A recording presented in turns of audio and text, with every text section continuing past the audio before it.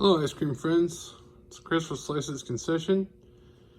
Today we're going to be working on a Carpigiani batch freezer. This particular model is the Carpigiani LB502.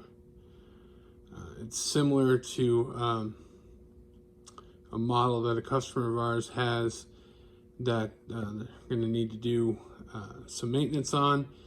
And one of the realities of any sort of machine that's you got mechanical parts, things moving, metal rubbing and things just rubbing against each other, is that things just wear out. And so what's happened is you're going to need to replace their auger here. These blades do eventually wear down.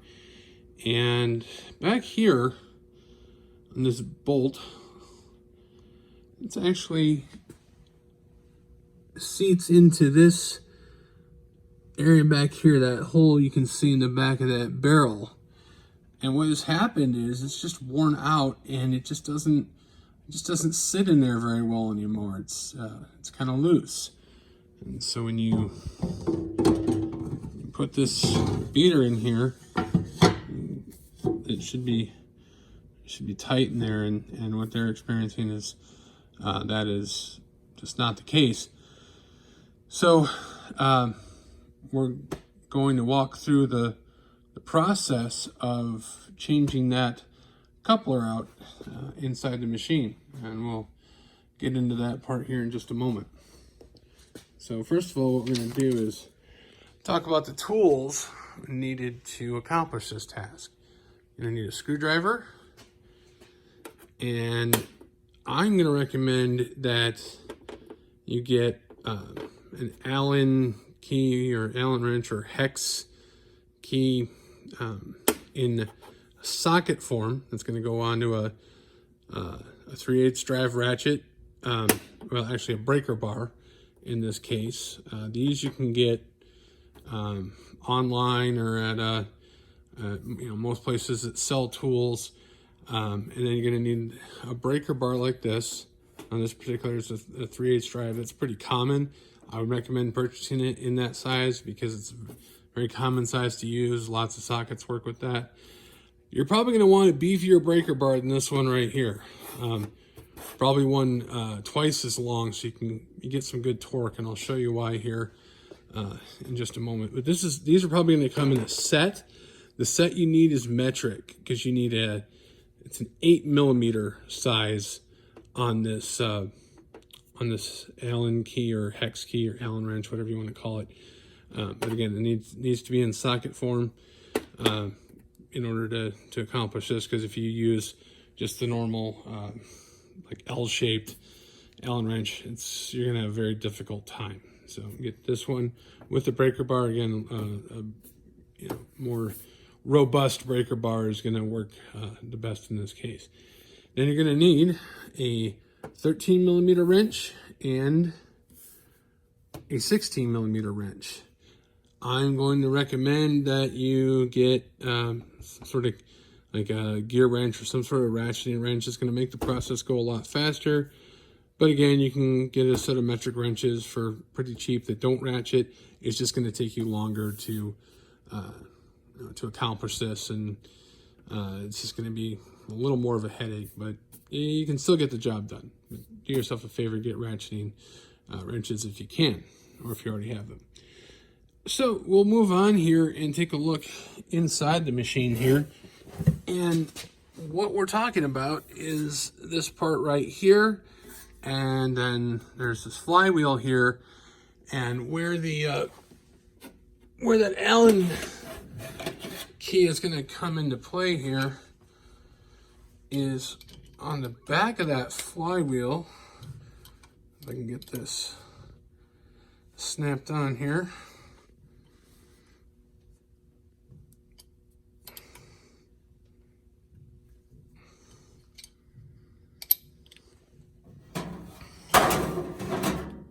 I'll show you. On the back of that flywheel, there are bolts that take that type of Allen key. There's 3 of them right there. Now this is a standard or American or SAE size Allen key here, so it's not going to fit right. But you're going to go and get your breaker bar and Allen key into those 3 bolts. You want somebody to hold on to the flywheel while you do this. And you're just going to give it a quick jolt there, or jerk on that, and those should come loose, all 3 of those. You're gonna take all 3 of those out after having already removed the belt. I should mention that. And then, get somebody to help you here, because this is gonna be pretty heavy. You're gonna take that flywheel out. I recommend moving this back panel. Of course, as far as getting this done, you're gonna be removing the side panel here, which I already have off. There's 2 screws down here at the bottom. And then you got those bolts out of there with the belt off. Flywheel is going to slide off, and just set it to the side out of your way. And then you'll get into the part here that you're actually replacing, is this whole part right here. So this is where you're going to use the 16mm wrench. There's 1 on this side, 1 on the other side that you can't see, and then there are the 13mm bolts are going to be right here and right up there. And once you get all those loose, and there's 2 more on the other side, then have somebody holding this with you, because it'll still be in there, but once you have those bolts loosened, it's going to pull away, and you don't want to drop that, because you could end up hitting the beater motor or the fan motor down in the bottom of the machine here, and you don't want to be dropping that and hitting those components. Even though you're replacing this part, you won't need it anymore. You don't make sure you don't drop and damage other components. So then, now when you're loosening these parts up here, these ones on the bottom have this bracket for the drip tray that goes into the side of the machine. So that bracket's just going to pull out of the way. You set that to the side.